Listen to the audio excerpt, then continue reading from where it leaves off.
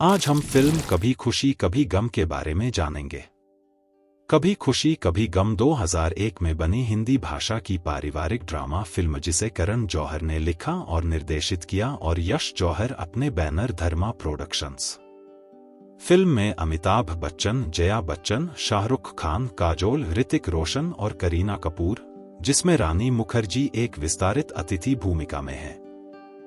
यह एक भारतीय बहुकरोड़पति परिवार की कहानी बताता है जो अपने दत्तक पुत्र की शादी एक ऐसी लड़की से करने पर परेशानियों और गलतफहमियों का सामना करता है जो उनसे सामाजिक आर्थिक समूह। फिल्म का स्कोर बबलू चक्रवर्ती द्वारा तैयार किया गया था, जिसका संगीत जतिन ललित, संदेश शांडिल्य और आदेश श्रीवास्तव ने दिया। मुख्य फोटोग्राफी 16 अक्टूबर 2000 को मुंबई में शुरू हुई और लंदन और मिस्र में जारी रही। कभी खुशी कभी गम को tagline "it's all about loving your parents" के साथ प्रचारित किया गया था।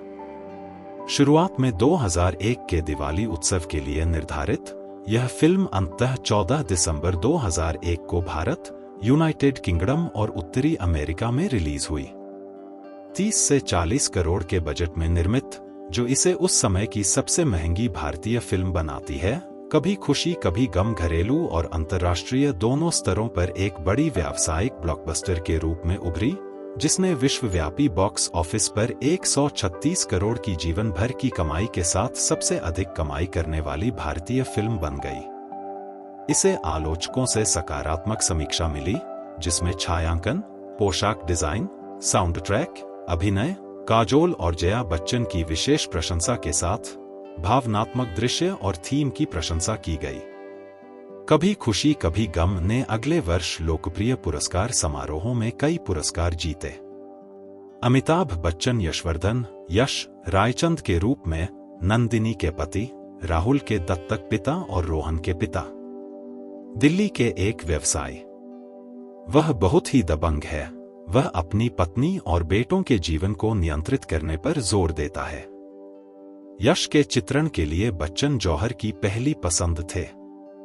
जौहर ने कहा, जब मैंने फिल्म लिखी तो मुझे एहसास हुआ कि यश फिल्म की रीढ़ है और मैं केवल एक अभिनेता को ही भूमिका निभाते हुए देख सकता था। अमिताभ बच्चन अपनी ओर से बिना स्क्रिप्ट के कथन के फिल्म करने के लिए सहमत हो गए। जौहर ने उल्लेख किया कि वह शुरू में बच्चन जैसे कद के स्टार को निर्देशित करने से डरे हुए थे, लेकिन बाद में जल्द ही एक सुपरस्टार के बजाय एक अभिनेता बन गए। जया बच्चन नंदिनी रायचंद के रूप में यश की पत्नी, राहुल की दत्तक मां और रोहन की मां। वह अपने बेटों के साथ एक करीबी रिश्ता साझा करती हैं, लेकिन अपने पति की छाया में रहती हैं। जौहर के अनुसार वह नंदिनी के चरित्र के लिए स्पष्ट पसंद थीं और उन्होंने कहा कि उनकी अभिनय क्षमता और कद उन्हें कास्ट करने के लिए पसंद करने के अन्य कारण थे। इस फिल्म ने 18 साल के अंतराल के बाद अमिताभ और जया की एक साथ स्क्रीन पर वापसी को भी चिह्नित किया। अपने चरित्र के बारे में उन्होंने कहा कि नंदिनी उनके स्वयं का विस्तार थी। उन्होंने विस्तार से बताया, शाहरुख के प्रति मेरी व्यक्तिगत भावनाएं वैसी ही हैं जैसी मुझे फिल्म में चित्रित करनी थी। उनके बारे में कुछ ऐसा है जो मुझे उनकी मां बनना चाहता है। उन्होंने कहा कि उन्होंने अपने चरित्र को जौहर की मां हीरू पर आधारित किया, जो बहुत भावुक और भावुक व्यक्ति हैं। शाहरुख खान राहुल रायचंद के रूप में यश और नंदिनी के दत्तक पुत्र, रोहन के दत्तक बड़े भाई, अंजलि के पति और कृष के पिता। वह यश और नंदिनी के प्रति ऋणी महसूस करता है और उनकी सभी इच्छाओं को पूरा करने की कोशिश करता है। हालांकि वह अंजलि से प्यार करने और उससे शादी करने के कारण यश के क्रोध को आमंत्रित करता है।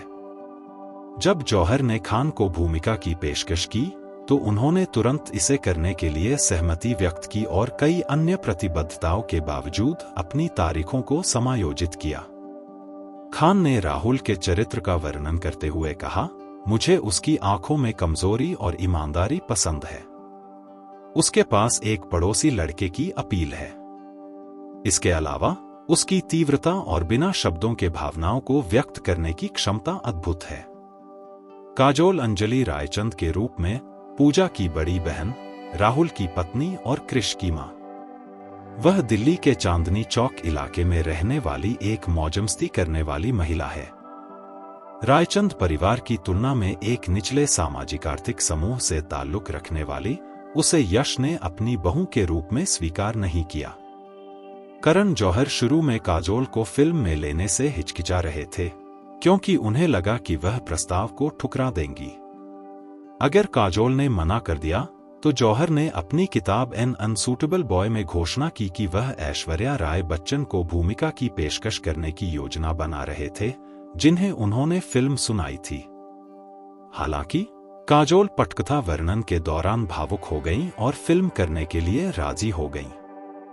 फिल्मफेयर को दिए एक साक्षात्कार में काजोल ने कहा, एक छोटी सी बात जो जौहर अपने वर्णन के दौरान बताना भूल गए, वह हालांकि उन्होंने यश जौहर और क्रू सदस्यों की मदद से सही उच्चारण सीखा। ऋतिक रोशन रोहन रायचंद के रूप में यश और नंदिनी के जैविक पुत्र, राहुल के छोटे भाई और पूजा के पति। बचपन में राहुल के गोद लिए जाने के बारे में अनजान, उसका मिशन उसकी दादी से सच्चाई जानने के बाद भी उसे घर वापस लाना है। जौहर ने रोशन को उनकी पहली फिल्म कहो ना प्यार है 2000 का रफ कट देखने के बाद रोहन का किरदार निभाने के लिए साइन किया। रोशन ने अपने किरदार को एक बफर के रूप में वर्णित किया, जो मुख्य रूप से बच्चन और शाहरुख पर केंद्रित थी। करीना कपूर पूजा रायचंद के रूप में अंजलि की छोटी बहन और रोहन की पत्नी। वह एक परिष्कृत और आकर्षक लड़की है जो राहुल को उसके घर वापस लाने की योजना में रोहन की मदद करती है। इस प्रक्रिया में वे प्यार में पड़ जाते हैं। बॉम्बे टाइम्स द्वारा आयोजित एक पार्टी में कपूर को देखने के बाद जौहर ने ग्लैमरस दिवा पू की भूमिका के लिए उन्हें तुरंत कास्ट करने का फैसला किया। कपूर ने कहा कि उनकी राय में कभी खुशी कभी गम मुख्य रूप से काजोल की फिल्म थी और उनका अपना किरदार एक सहायक किरदार था। अपनी भूमिका की तैयारी के लिए उन्होंने अपने नृत्य कौशल पर कड़ी मेहनत की, क्योंकि वह नहीं चाहती थी कि दर्शकों को पता चले कि वह अच्छा नृत्य नहीं कर सकती हैं। आइए अब फिल्म की कहानी को शुरू करते हैं। कहानी की शुरुआत में यशवर्धन यश रायचंद एक बहुकरोड़पति व्यवसायी हैं। वे अपनी पत्नी नंदिनी, अपने 2 बेटों राहुल और रोहन के साथ साथ अपनी मां और सास के साथ दिल्ली में रहते हैं। उनका घर अत्यधिक पितृसत्तात्मक है और अपने वंश के कारण परंपराओं का सख्ती से पालन करता है। यश ने अपने दोनों बेटों को पितृसत्तात्मक परंपराओं का पालन करने का जिम्मा सौंपा है, जैसे कि कम उम्र में बोर्डिंग स्कूल जाना, MBA की डिग्री के लिए विश्वविद्यालय जाना और माता पिता द्वारा अपने बच्चों के जीवन साथी को उसी आय वर्ग से चुनना। राहुल को यश और नंदिनी ने छोटी उम्र में ही गोद ले लिया था। रोहन को छोड़कर घर में सभी को यह बात पता है। वयस्क राहुल लंदन में अपनी पढ़ाई पूरी करने के बाद घर लौटता है और चांदनी चौक की रहने वाली जिंदादिल अंजलि से प्यार करने लगता है। राहुल को जल्द ही पता चलता है कि वह भी उसके प्यार का बदला चुकाती है। हालांकि चूंकि वह कम आय वाली पृष्ठभूमि से है, इसलिए उसके पिता इस शादी को कभी मंजूरी नहीं देंगे। इस दौरान रोहन, जो अभी भी एक बच्चा है, को उनके परिवार की परंपरा के अनुसार बोर्डिंग स्कूल भेज दिया जाता है। यश अपनी इच्छा जाहिर करता है कि राहुल की शादी नैना से हो, जो राहुल की बचपन की दोस्त है। बाद में उसे पता चलता है कि वह उससे नहीं बल्कि अंजलि से ज्यादा प्यार करता है। अंजलि के बारे में जानने के बाद यश उसकी स्थिति से क्रोधित हो जाता है। राहुल उससे शादी न करने का वादा करता है। हालांकि उसे पता चलता है कि अंजलि और उसकी बहन पूजा के पिता की मृत्यु हो गई है, जिससे वे दोनों अनाथ हो गए हैं। यश की दुश्मनी के बावजूद वह सहजता से उससे शादी कर लेता है। जब वह उसे घर लाता है तो यश राहुल को यह याद दिलाते हुए अस्वीकार कर देता है कि वह गोद लिया हुआ है। इससे आहत होकर राहुल नंदिनी को आंसुओं के साथ अलविदा कहता है और घर छोड़ देता है। रोहन को कभी यह पता नहीं चलता कि राहुल ने घर क्यों छोड़ा। 10 साल बाद रोहन बोर्डिंग स्कूल से घर लौटता है वह आखिरकार अपनी दादी से सीखता है कि राहुल क्यों चला गया और तथ्य यह है कि वह गोद लिया गया है। अपने माता पिता पर इस अलगाव के कारण आए दर्द को देखते हुए रोहन परिवार को फिर से मिलाने की कसम खाता है। उसे पता चलता है कि राहुल, अंजलि और पूजा लंदन चले गए हैं। वह वहां जाता है, MBA की डिग्री के लिए अपनी आगे की पढ़ाई जारी रखने के लिए यश से झूठ बोलता है। राहुल और अंजलि का एक छोटा बेटा क्रिश है। पूजा किंग्स कॉलेज लंदन में पढ़ने वाली एक आधुनिक लड़की है। वह और रोहन, जो बचपन के दोस्त थे, राहुल और अंजलि के प्यार में पड़ने के बाद फिर से मिल जाते हैं। वह राहुल और अंजलि को वापस घर लाने के उसके प्रयास में उसका साथ देती है। रोहन भारत से पूजा की दोस्त के भाई के रूप में पेश आता है। रोहन द्वारा सच्चाई छिपाने के लिए खुद को यश के रूप में पेश करने के बाद राहुल उसे अपने साथ रहने देता है। राहुल अपने बेहद बदले हुए अब वयस्क भाई को इतने सालों बाद देखकर पहचान नहीं पाता। इस बीच रोहन और पूजा करीब आते हैं और एक दूसरे के लिए भावनाएं विकसित करते हैं। आखिरकार राहुल को एहसास होता है कि रोहन उर्फ यश उसका भाई है, क्योंकि उसने क्रिश को वही सलाह दी थी जो राहुल ने उसे सालों पहले दी थी। रोहन उससे घर आने की विनती करता है, लेकिन वह मना कर देता है। उसे यश की कही बात याद दिलाता है। रोहन यश और नंदिनी को लंदन आमंत्रित करता है और उन सभी को एक ही मॉल में लाने के लिए एक गुप्त पुनर्मिलन की व्यवस्था करता है। नंदिनी और राहुल का भावनात्मक पुनर्मिलन होता है। राहुल अपने पिता से मिलने से इनकार कर देता है। हालांकि जब यश रोहन को अपने साथ राहुल, अंजलि और पूजा को देखता है तो वह उस पर क्रोधित हो जाता है और उनका टकराव ठीक नहीं होता है।